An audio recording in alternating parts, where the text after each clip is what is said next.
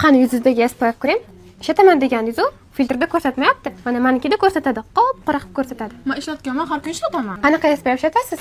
Mana BB krem, ichida 50+ защитный kremi bor. Nega tushunmaysizlar, ha?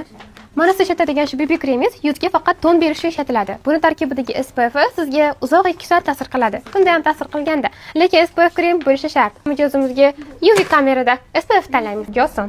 Suramiz. Qizlar bittaga wow effekt. Qaranglar, qoraganini. 160 ml joson qimmat deydigan mijozlar uchun 80 ming so'mga ham ximik filtrli ilion bor. Bularning hammasi 8 soat ushlab beradi. Yuz peshonalariga ma'lum miqdorda suraman. Xo'sh qizlar, ko'rib turibsizlar natijani o'zinglar. Selimax brendidan qismlariga ishlataman. Selimax pas ekan. Anva.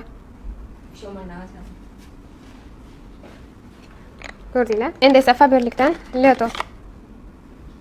Zo'r.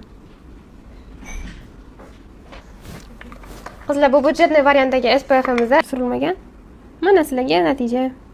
50 ming 40 mingga oladigan SPF bilan necha soat yuzni saqlaydi. Mana ko'rdinglar. Menimcha sizlarga ortiqcha izoh shart emas. Qaysi SPFni olishni yaxshi bilasizlar.